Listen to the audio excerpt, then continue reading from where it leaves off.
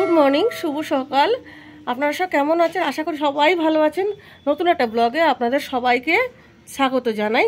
তো আজকের ব্লগটা ছাদে এসে স্টার্ট করেছি। আজকে ছাদে এসেছি কারণ সকালবেলা কদিন আগে আপনাদের দেখিয়েছিলাম এর আগের ভিডিওতে দেখিয়েছিলাম আপনাদের ড্রাগন গাছের যে ফুল হয়েছিল সে ফুলগুলো দেখিয়েছিলাম।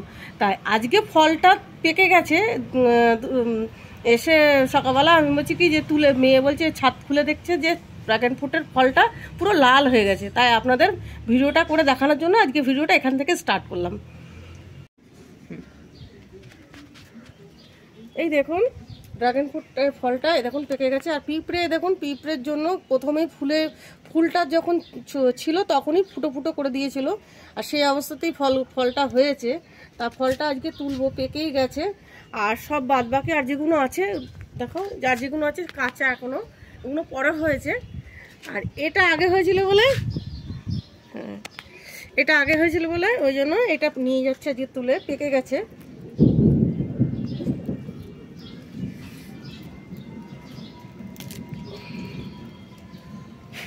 এই যে ড্রাগন ফ্রুট তুলে নিয়েছি, এবার ঘরে নিয়ে যাচ্ছি।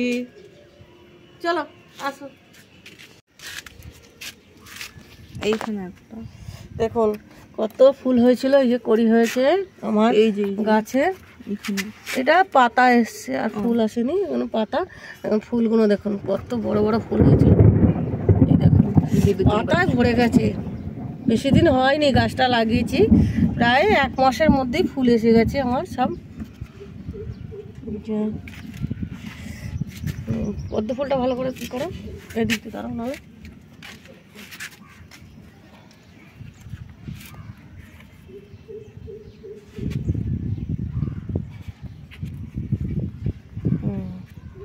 কত মানে 2-3টে হয়েছিল, এটা একদম ছোট হয়েছিল। এটা করি এইখানে ইয়েটা এখানে ছোট হয়েছে এটা, আর এইটা একটু বড় হয়েছিল ফুলটা, আর ওইটা এই দুটো ফুলই বড় হয়েছিল।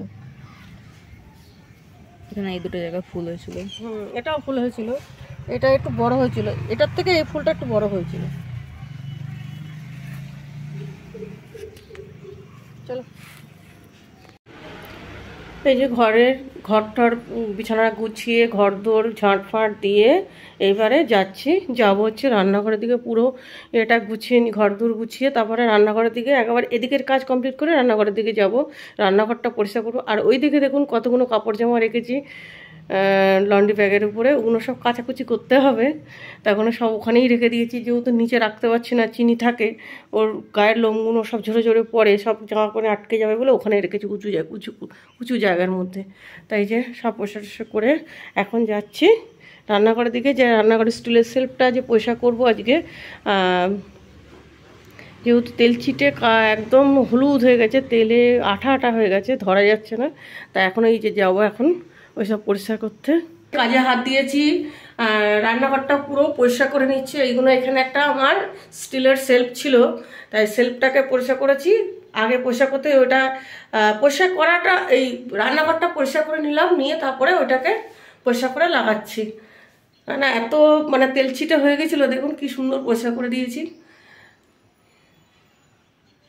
একটু মানে তেল ছোট, যেহেতু রান্নাঘরটা খুবই ছোট আমার, তা একটু কিছুদিন পর পরই একটু তেল আঠা আঠা হয়ে যায়।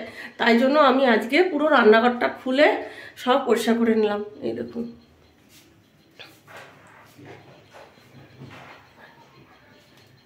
এই হচ্ছে সকালবেলার কাজ। আর সব জিনিসপত্র ওখানের কিছু কিছু জিনিস সব এখানে সব রেখে দিয়েছি, এখানে সব রেখে তারপরে এই যে সেলফটাকে আমি পরিষ্কার করেছি। পরিষ্কার করাটা হয়তো আপনাদের দেখাতে পারলাম না, কেননা পরিষ্কার করার সময় তখন ভিডিওটা স্টার্ট করিনি, পরে করলাম। পরিষ্কার করা হয়ে গেছে, তারপরে এটাকে একদম পুরো এগুলো সব হয়ে গেছিলো, হলুদ হয়ে গেছিলো, তেল উড়ে উড়ে ওখান থেকে উড়ে উড়ে পড়ে। যতই চিমনি ছাড়ুক আর যাই করুক, চিমনি ছাড়লেও তেল ছিটা হবেই। তা এটা তেলের হয়ে আঠা আঠা হয়ে গেছিলো, এই জন্য আজকে পুরো খুলে বাইরে নিয়ে গিয়ে এটাকে সম্পূর্ণ পরিষ্কার করে নিলাম। এবারে সেট করব, এটা লাগাচ্ছি। এই দেখুন পরিষ্কার করে একদম এটাকে লাগিয়ে নিচ্ছি। বাইরে না নিয়ে গেলে এটা বাইরে না নিয়ে গেলে পরিষ্কার করতে পারতাম না, কারণ এর আগে এমনি ন্যাকড়া দিয়ে পরিষ্কার করেছি, কিন্তু ভালো পরিষ্কার হয় না। আর আজকে ওই জন্য পুরো ভেবেছি পুরো খুলে নিয়ে, কালকে রাত্রে ভেবেছি যে আজকে পুরো এটাকে খুলে বাইরে নিয়ে যাব, নিয়ে তারপর পরিষ্কার করবো। এটাকে আজকে ক্রাশিং দিয়ে ভালো করে মাখিয়ে রেখেছিলাম, দিয়ে কসব্রাইট দিয়ে ডলে পরিষ্কার করেছি। কি সুন্দর পরিষ্কার হচ্ছে, মনে হচ্ছে নতুন কিনে নিয়ে এলাম। এবারে লাগানো হয়ে গেল, সব এই যে লাগিয়ে ফেললাম। নতুনের মতন মনে হচ্ছে না যে নতুন কিনে নিয়ে এলাম, ঠিক মনে হচ্ছে এরকম।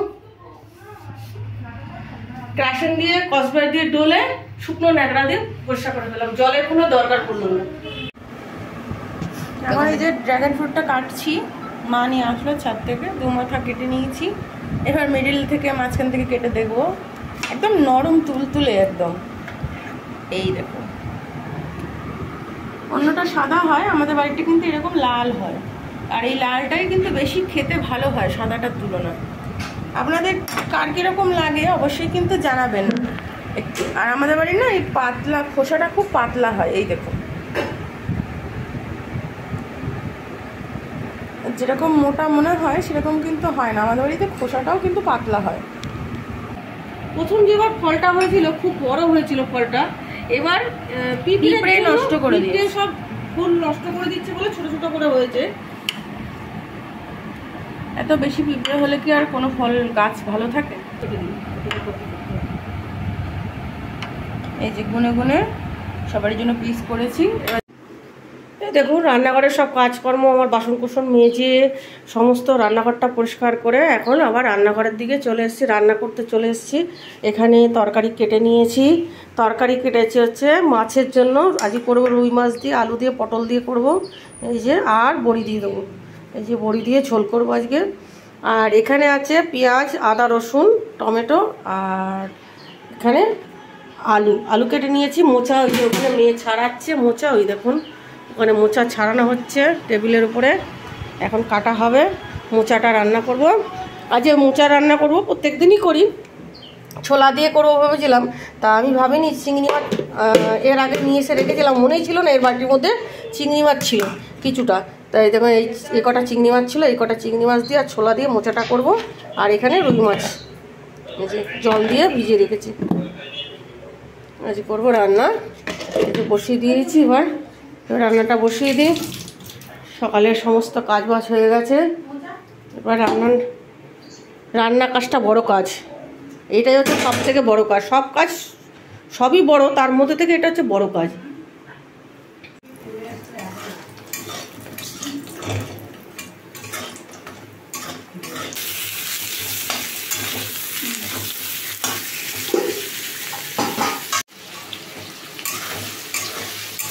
এবারে মাছের ঝোলটা করে নিলাম, নিয়ে এবারে মোচাটাকে বসাচ্ছি। এর মধ্যে আলুটা আগে ভেজে নিয়েছি, এবারে চিংড়ি মাছটা আলাদা করে আর ভাজলাম না, একেবারেই ভেজে নিচ্ছি আলুর সাথে সাথেই।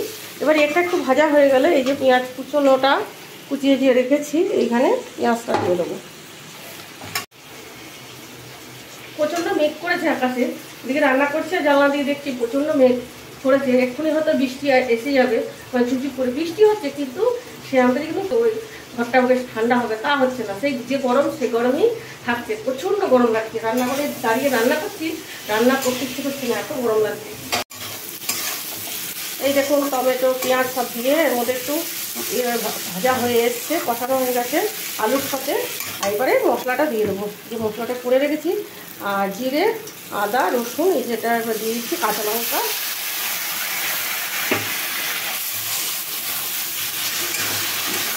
এবার একটু ভাজা হোক, তারপরে মোচাগুলো সেদ্ধ করা মোচাগুলো দিয়ে দেবো, এই যেগুলো সেদ্ধ করে রেখেছি দেখুন।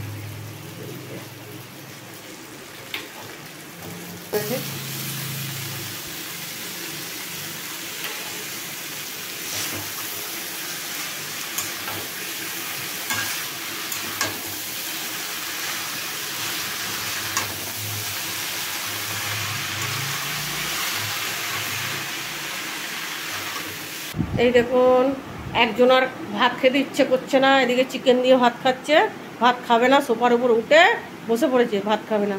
আর এই যে আরেকজন, ওনার খাওয়ানোর চেষ্টা চলছে হাঁ করে করে। আমাদের রান্নাবান্না এই সেরে কমপ্লিট করে গুছিয়ে চান টান করে পুজো টুজো সেরে এখন খেতে বসবো। তাই টেবিলে সব গুছিয়ে নিয়ে চলে এসেছি। এইবারে আপনাদের দেখাই আজ দুপুরের কি কি রান্না হলো, দেখাই আপনাদেরকে। দেখুন, এই দেখুন মোচার তরকারি, চিংড়ি মাছ দিয়ে ছোলা দিয়ে মোচার তরকারি করেছি। আর এখান থেকে ওদের দুজনার ছোট মেয়ের আর বাবার খাওয়া হয়ে গেছে, অর্ধেকটা এখান থেকে চলে গেছে তরকারি। আর এখানে আছে দু টুকরো পেঁয়াজ নিয়েছি আমি খাবো বলে। আর এখানে আছে মাছের ঝোল বড়ি দিয়ে, আলু পটল বড়ি টড়ি দিয়ে তরকারি করেছি, মাছ দিয়ে ঝোল করেছি। এই যে মাছের ঝোল। এখন এইবার খেতে বসবো, ভাত বাড়বো। অনেকটা বেলা হয়ে গেছে, খিদে পেয়ে গেছে সবার, ওদের দুজনের খাওয়া হয়ে গেছে। লাস্ট ফিনিশিং আমি আর আমার বড় মেয়ে এখন খেতে বসবো। কি গো, খেতে বসে পড়েছ? বাবা, আমার জন্য একটু দাঁড়ালেও না, এত তাড়া লেগেছে? মোচা হয়েছে, মোচা দিয়ে খাবো বলে তাড়াতাড়ি বসে পড়লাম। ওই যে মোচা নিয়েছি, অনেকটাই নিয়েছি। কতটা মোচা নিয়েছি? ও মোচা চিংড়ি। এই যে মোচা চিংড়ি, চিংড়ি খুঁজে পাচ্ছি না আপাতত, একটা পেয়েছিলাম খেয়ে নিয়েছি। শুধু চিংড়ি নয়, মোচাও আছে, এই ছোলাও আছে, তাই না? ছোলা আর মোচা, ছোলা দিয়ে আর চিংড়ি মাছ দিয়ে দুটোই একসাথে দিয়ে রান্না করেছি। চিংড়ি মাছটা অল্প, ছোলাটা বেশি। আচ্ছা, তা কেমন হয়েছে? আমি তো খেয়ে দেখলাম দারুণ হয়েছে। তোমার কেমন লাগছে বলো? দারুণ হয়েছে।